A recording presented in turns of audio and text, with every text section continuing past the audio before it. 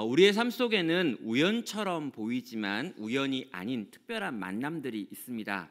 우리는 그것을 이 세렌디피티라고 하는 단어를 써가지고 부르는데요. 원래 이 단어는 예상하지 못했던 뜻밖의 순간에 나타난 행운 같은 또 발견 같은 것을 의미할 때 쓰는 표현이라고 합니다. 그러나 신앙적인 의미에서는요, 하나님의 계획하심 속에서 이루어지는 놀라운 만남을 의미할 때도 이 세렌디피티라고 하는 단어를 쓰지요. 성경 속에는요, 이 세렌디피티와 같은 상황들이 굉장히 많이 있습니다. 모세가 떨기나무 불꽃 속에서 하나님을 만나는 사건도 그렇고요. 또 바울 사도가 다메섹으로 올라가는 길에서 부활하신 예수님을 만났던 사건도 그렇습니다. 그리고요, 우리 각자가 예수님을 만나고 그 예수님으로 말미암아 새로운 생명을 얻게 되었던 사건 역시 그런 특별한 사건 중에 하나이죠. 자, 단순하게 우연이 아니었습니다. 하나님께서 계획하신 것이 있으셨습니다. 그리고 그렇게 계획하신 하나님이 찾아오셔서 우리의 삶과 만나 주셨을 때, 나를 만나 주셨을 때 나는 이전의 삶과 전혀 다른 삶을 살 수밖에 없게 되었습니다. 자, 오늘 우리가 본문에서 만나게 되는 사람은요, 세리 마태였습니다. 그리고 이 마태는 늘 하던 대로 큰 길에 앉아가지고 돈을 걷는 일을 하고 있었죠. 자, 그곳에 예수님께서 찾아오셨고요. 그 예수님께서 마태를 자신의 제자로 삼아 주셨습니다. 마태는 그 예수님의 부르심에 반응을 했고요. 그의 인생 전체가 달라져 버렸습니다. 이전과 전혀 다른 삶을 살게 된 이 마태의 이야기를 통해서 하나님의 특별한 만남이 우리를 어떻게 변화시키는가, 또 어떻게 변화되어야 하는지를 살펴보는 시간 갖도록 하겠습니다. 9절은 이렇게 말합니다. 예수께서 그곳을 떠나 지나가시다가 마테라 하는 사람이 세간에 앉아 있는 것을 보시고 이르시되 나를 따르라 하시니 일어나 따르니라 라고 하죠. 자, 예수님께서 길을 지나가시다가 이 세간, 이 돈을 걷는 곳, 세금을 내는 곳, 특별히 통행세를 내는 곳에 있는 마태를 보았습니다. 그리고 그 마태에게 나를 따르라 명령을 하셨죠. 자, 마태는 즉시로 이 예수님을 따르기를 선택합니다. 그럼 당시에요, 이 마태는 세리라고 하는 일을 하고 있었는데요, 큰 길에 있는 세간에 앉아서 통행세를 걷었다라고 하는 것은 꽤나 세리로서 높은 직위를 가지고 있었다라고 하는 걸 의미합니다. 동시에 이 세리라고 하는 그가 했던 일은요, 예수님께서 보시기에 또 유대인들이 보기에 굉장히 안 좋은 일 중에 하나였습니다. 그럼 이 세리라고 하는 직업은 오늘날의 표현으로 하면 이제 세금을 걷는 사람이라고 하는 뜻인데요, 당시 유대 사회에서는 가장 사람들이 싫어하고 미워하고 멸시하는 직업 중에 하나였죠. 왜냐하면 이 로마 제국을 위해 일하면서 동족들에게 세금을 걷어들이는 역할을 했기 때문입니다. 당시 이 유대 사람들이 이 세리를 어떻게 생각했는지에 대해서 몇 가지 이유들을 좀 정리해 보면요, 그들은 첫째로 로마의 앞잡이로 여겨졌습니다. 유대 땅에서 걷어들인 그 돈을 로마인들에게 가져다 주는 일이 그들의 일이었기 때문이죠. 두 번째로 그들은 부정직하고 탐욕스러운 자들로 여겨졌습니다. 세리에게는 급여가 따로 없었습니다. 유대인들에게 정해진 이 로마가 정한 세금 외에 남은 것들, 그러니까 더 많이 거두면 거둔 대로 다 자기에게 이익이 되어지는 게 이 세리의 일이었기 때문에 세리들은 자기의 부를 축적하기 위해 로마의 요구보다 훨씬 더 많은 세금을 걷어들여서 그 돈을 착복하는 사람들이었습니다. 세 번째로요, 종교적으로 그들은 부정한 자 취급을 받았습니다. 세리는 이방인과 끊임없이 만나는 사람이었기 때문에 경건한 유대인들은 세리들을 부정한 자로 규정했지요. 그들은 성전에서 예배를 드릴 수가 없었고요, 함께 식사하는 것도 금지가 되었습니다. 마지막으로 그들은 그들의 사회 공동체에서도 배제를 당했는데요, 세리는 유대 법정에서 증인으로서의 자격이 없었고요, 그들의 모임인 회당에 출입할 수도 없었습니다. 그리고 경건한 유대인이라면 세리의 집안에 결혼을 시킨다거나 세리와 결혼하는 일은 없었다라고 할 정도로 그들은 사회에서도 배척을 당했던 것이죠. 자, 여러분, 이것이 예수님 시대의 세리에 대한 사회의 인식이었습니다. 그런데 마태는 대로에 앉아서 세간에서 세금을 징수할 정도로 높은 직책까지 올라간 세리였죠. 자, 이러한 마태가 가지고 있는 지위는 그가 과연 무엇을 추구하는 사람이었는지를 보여줍니다. 마태는 돈을 사랑하는 사람이었습니다. 그리고 돈을 얻기 위해서라면 그가 가진 모든 걸 다 버릴 수 있다라고 생각했던 사람이 바로 마태였다는 거죠. 내 민족이 나를 어떻게 생각하는지, 내 집안이 나를 어떻게 생각하는지 전혀 중요하지 않았습니다. 그는 돈이 중요했고 돈을 위해서라면 내가 뭐든 할 수 있다라고 생각했고 결국 세리가 되어서 그가 원했던 걸 얻게 되었다는 거죠. 자, 그런데 예수님께서 바로 이 세리 마태에게 다가오셨습니다. 그리고 그를 부르셨습니다. 그리고 나를 따르라라고 하는 제자로서의 초청을 하셨죠. 여러분, 나를 따르라라고 하는 건요, 잠시 나와 어딜 좀 걸어가자라고 하는 말이 아닙니다. 너는 나를 너의 인생의 왕으로 모셔라. 그리고 내가 너와 함께 갈 텐데 너는 나를 따르는 종으로 이 땅에서의 삶을 살아야 한다라고 하는 초청이었죠. 자, 스스로 돈을 선택함으로 하나님 나라 백성과 완전히 분리되어 버렸던 죄인 마태를 향해서 예수님께서 당신의 제자로 부르고 계시는 것입니다.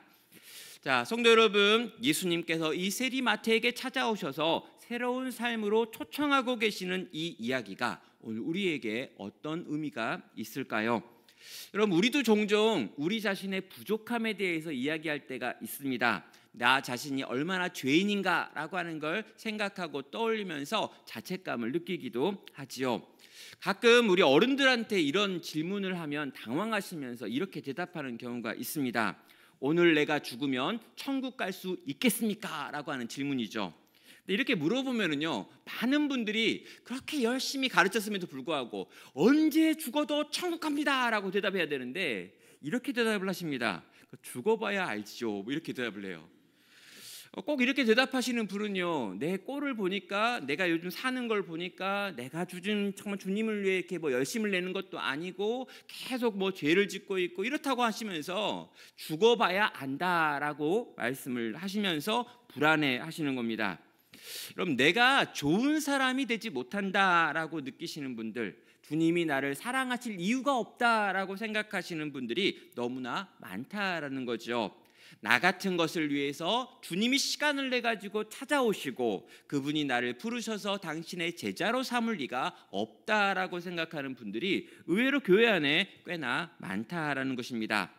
사랑하는 성도 여러분, 아닙니다. 예수님께서는요, 굳이 세간에 앉아서 사람들에게 세금을 걷고 있는 세리 마태라고 하는 사람에게도 찾아오셨다는 것입니다. 여러분, 정말 돈이 너무너무 좋아서 오직 돈을 위하여 자기의 모든 걸 버리고 그냥 돈돈하며 살고 있었던 그의 인생을 향해서도 주님은 찾아오셔서 그의 인생을 새롭게 만드시는 일을 행하셨다라는 것이죠. 사랑하는 성도 여러분, 그래서 오늘 우리는 주님이 내게도 찾아와 달라고 구할 수 있는 것입니다. 주님이 내게 찾아오셔서 내게도 말씀하시며 나를 부르셔서 이전과 전혀 다른 삶을 살 수 있게 만드시는 분이다라고 하는 걸 믿으며 그분을 향해 오시라고, 내게 말씀하여 달라고, 나로 새로운 삶을 살게 해달라고, 이전과 달라지게 해달라고 구할 수 있다는 것이죠. 여기 계신 우리 모든 성도님들이 한 마음으로 주께 나아가 주님, 내게도 찾아와 주십시오. 나를 변화시켜 주십시오. 주님, 내가 사랑하는 내 가정 가운데 찾아오셔서 이 가정을 새롭게 만드시는 일을 행하여 주십시오. 이 교회 위에, 이 땅 위에 오셔서 주가 일하셔 주십시오라고 구하며 나아가는 여러분 되시기를 바랍니다. 자, 이렇듯 예수님께서 마태에게 찾아와서 그를 부르셨고 마태는 그에 반응했습니다. 자, 그렇게 예수님을 따르기로 하여 일어선 마태가 하고 있는 첫 번째 일이 바로 10절에 나오고 있죠. 예수께서 마태의 집에 앉아 음식을 잡수실 때 많은 세리와 죄인들이 와서 예수와 그의 제자들과 함께 앉았더니라고 말합니다. 자, 마태는 예수님을 따르게 되자마자 자기의 집을 열고 예수님을 초청했습니다.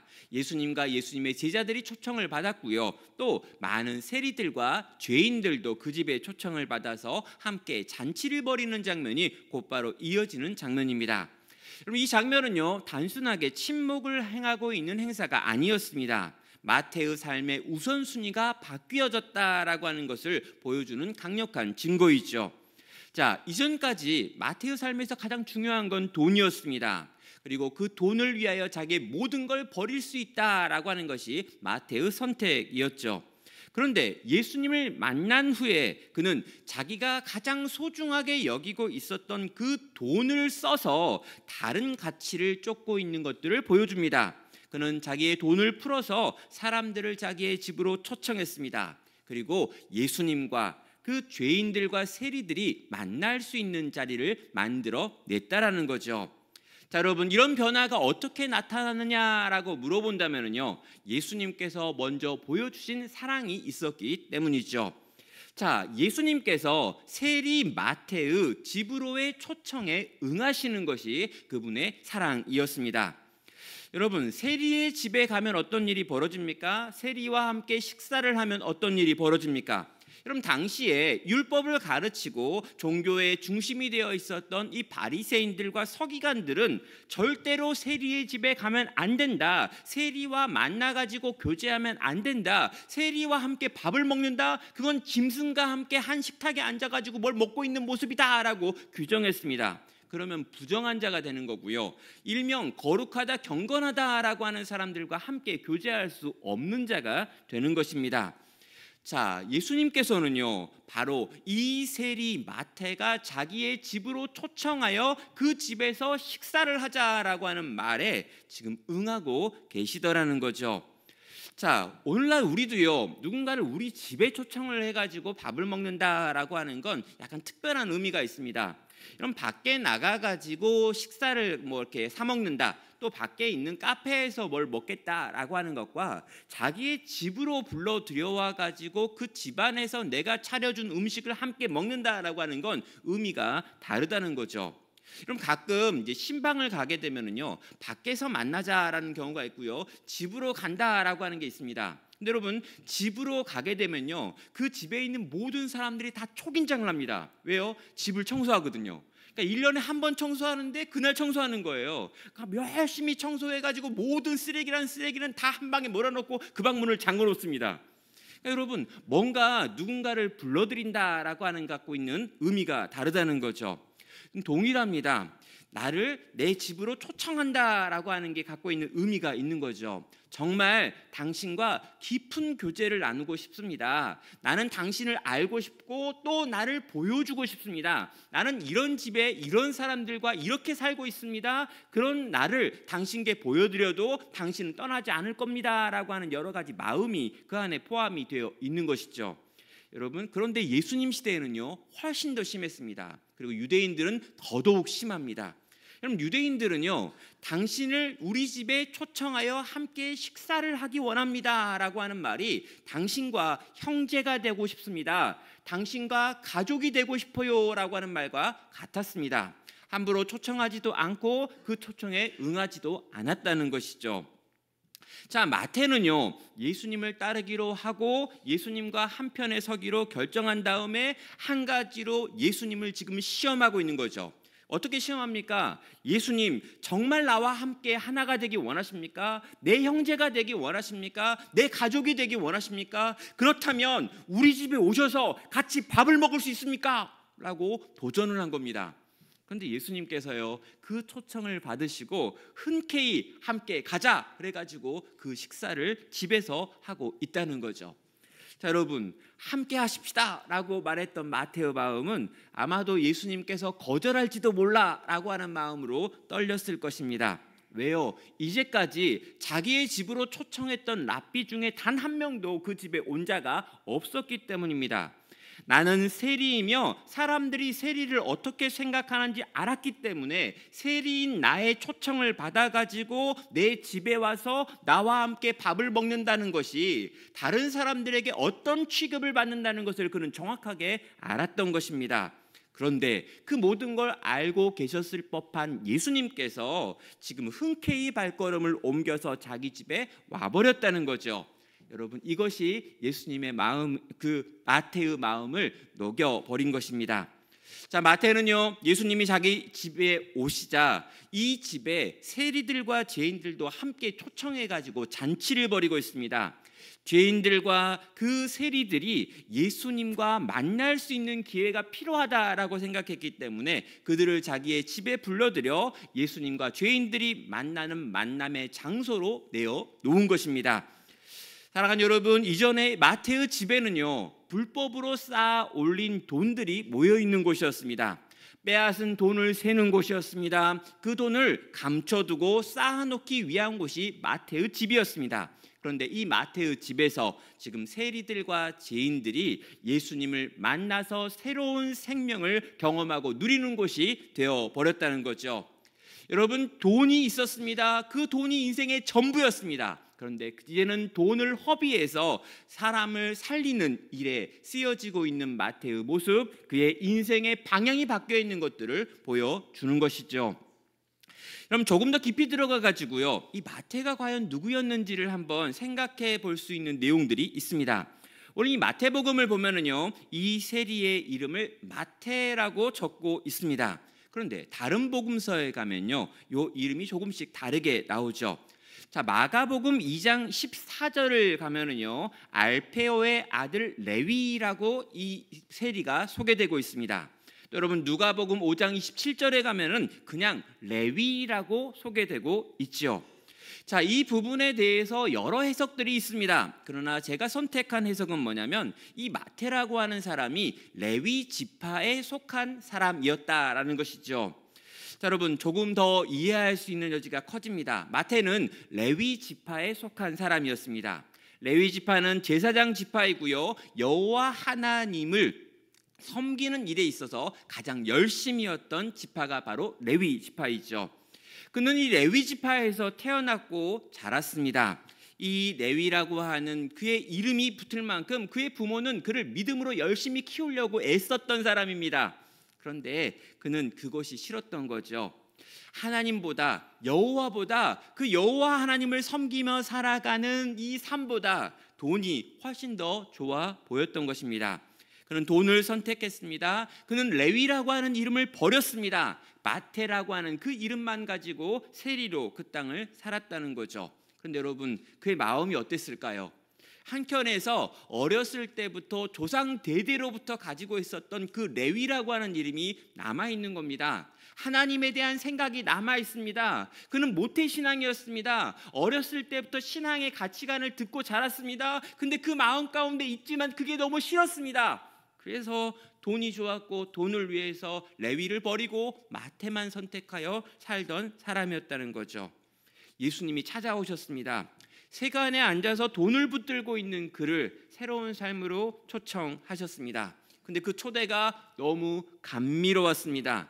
너무 신기하게도 내가 이제껏 붙들었던 그 돈이 나를 구원할 수 없다는 걸 순간 느꼈습니다. 그리고 모든 것을 벗어두고 모든 걸 버려두고 예수님을 쫓기로 결정했지요. 여전히 예수님이 나를 사랑하시는지, 정말 나와 함께 되시는지 알 수가 없었습니다. 그래서 예수님을 시험하며 예수님을 자기의 집에 초청했습니다. 그런데 예수님께서 진짜로 내 집에 오셨습니다. 진짜로 나와 함께 식탁에 앉아서 함께 한 그릇에 담겨 있는 것들을 먹기 시작하셨습니다. 여러분, 그때 마태의 마음이 녹아내렸습니다. 내 집에 찾아온 새로운 나의 주인이 누구신지 보았던 것이죠. 그리고 그분을 따르기로 마음을 정한 것입니다. 이제껏 평생토록 추구했던 모든 걸 다 버리고 붙잡고 있었던 돈이라고 하는 신을 내려놓기로 정합니다. 그리고 그 돈을 사용해서 주님이 기뻐하시는 일을 하기 시작하더라는 거죠. 사랑하는 성도 여러분, 예수님을 만나면 변화가 일어납니다. 예수님이 내 집에 들어오시면 변화가 만들어집니다. 말도 안 되는 내 인생 가운데 그분이 찾아오셔서 나를 부르시면 우리의 인생은 새로워질 수 있습니다. 변화되기 어렵고 변화가 정말 불가능한 존재 맞습니다. 인간은 잘 바뀌지 않습니다. 내 안은 정말 변화될 수 없는 사람들입니다. 그러나 그럼에도 불구하고 예수님이 찾아오시고 예수님께서 우리를 어떻게 생각하시고 사랑하시는지 알게 되면, 그분이 우리를 얼마나 아끼시는지 경험하게 되면, 그 사랑으로 넘치는 예수님 안에서 우리의 삶이 달라질 수 있다라는 것입니다. 사랑하는 여러분, 우리의 선택이 달라집니다. 돈을 선택했던 그가 사람과 이웃을 선택하기 시작합니다. 돈을 따르기로 했던 그가 예수를 따르기로 선택합니다. 그의 달라진 선택은 그의 달라진 삶으로 드러나고 달라진 열매로 나타나는 것입니다.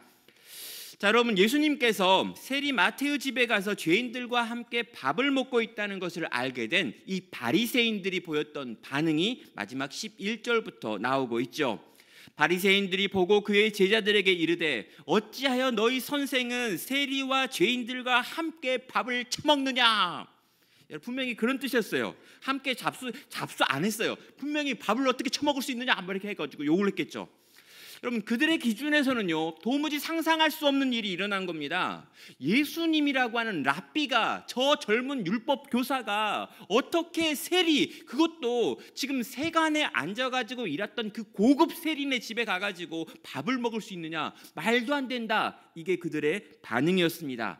여러분, 그들의 그 반응을 들었던 예수님께서 내가 왜 이 땅에 왔는지를 설명하는 게 12절이죠. 예수께서 들으시고 이르시되 건강한 자에게는 의사가 쓸데없고 병든 자라게야 쓸데가 있는지라.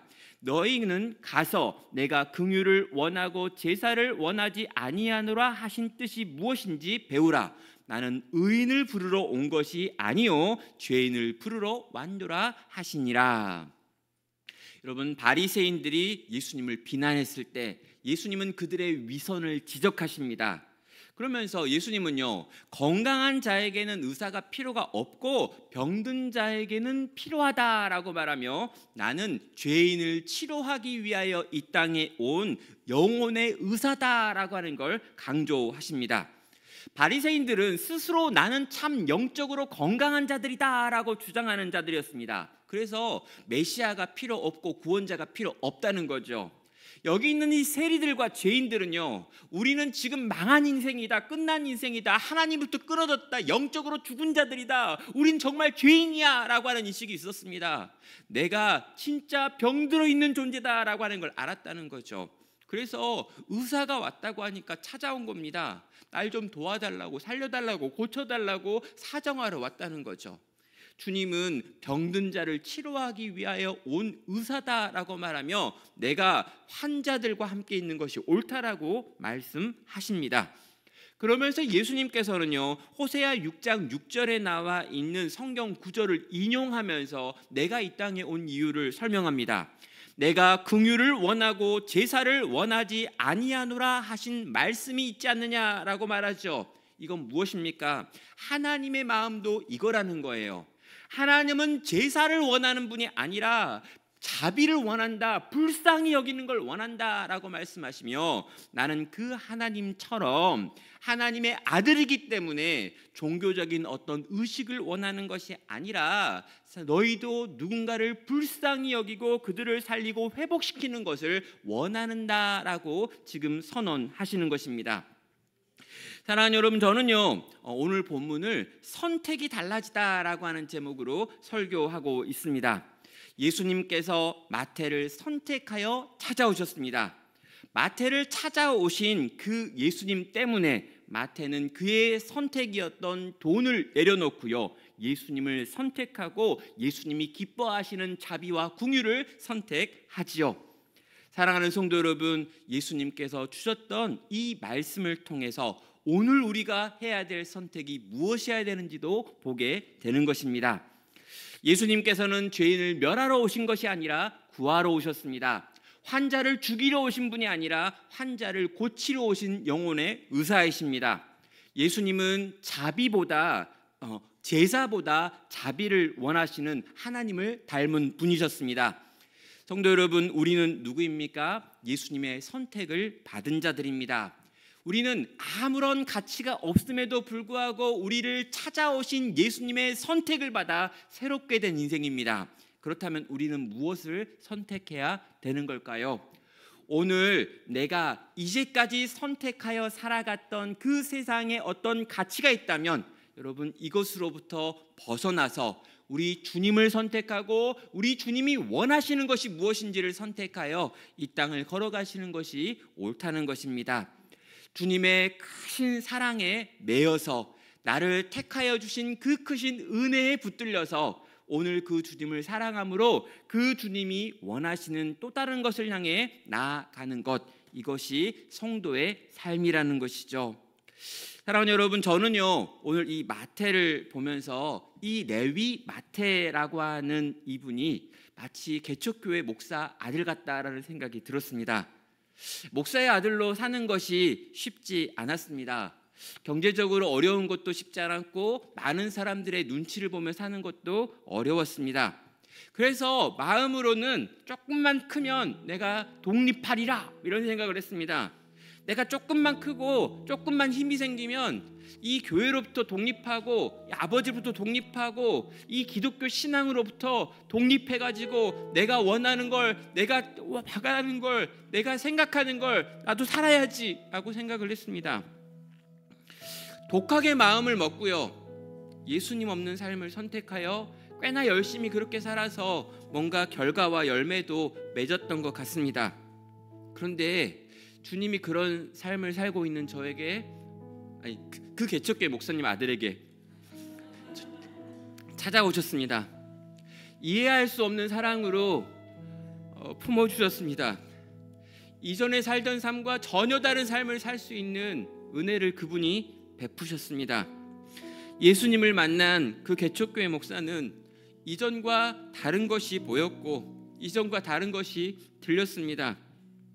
그리고 이전과 전혀 다른 선택을 하며 그의 이후의 삶을 살게 되었다는 전설이 있습니다. 사랑하는 성도 여러분, 아무것도 아닌 인생 위에 주님이 찾아오시는 선택을 하셨습니다. 그리고 그 주님이 우리 같은 인생과 함께 하시겠다고 우리 집에 들어오시고 우리 함께 밥 먹으시며 우리와 영원토록 함께 계시겠다고 약속하셨습니다. 그리고 오늘도 그런 우리의 삶을 붙들고 우리의 삶을 인도하며 이끄시며 지키시며 보호하고 계십니다. 그 주님의 사랑을 알기에 그 주님의 사랑 때문에 우리는 변화될 수 있습니다. 다시 시작될 수 있습니다. 이전과 달라질 수 있습니다. 다른 것이 보이기 시작할 것입니다. 그리고 보이는 다른 것에 내 삶을 걸고 새로운 삶을 선택하여 걸어갈 수 있습니다. 오늘도 주님 우리에게 질문하십니다. 너는 어떤 선택을 하느냐? 과거에 머물 것인가? 아니면 예수를 따르는 새로운 삶을 선택할 것인가? 예수님께서 우리에게 주시는 또 한 번의 기회를 받아들여서 그분과 함께 새로운 것을 선택하여 걸어갈 수 있는 내가 되기를, 우리가 되기를, 또 우리 가정 되기를 주의 이름으로 축원합니다. 함께 같이 찬양으로 주님 앞에 나아가겠습니다. 내게로부터 눈을 들어 주를 보기 시작할 때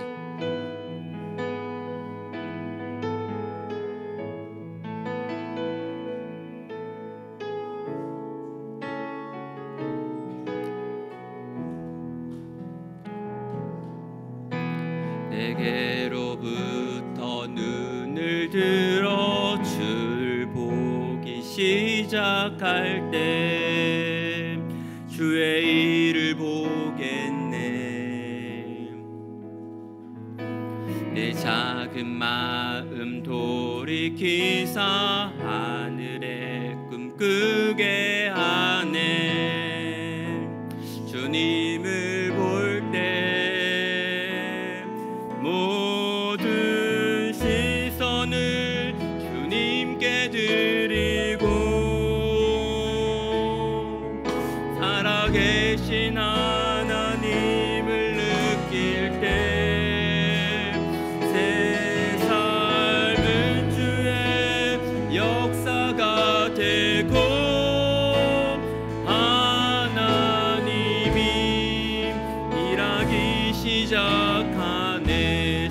성령이 나를 변화시켜 성령이 나를 변화시켜 모든 두려움 사라질 때 주의 일을 보겠네.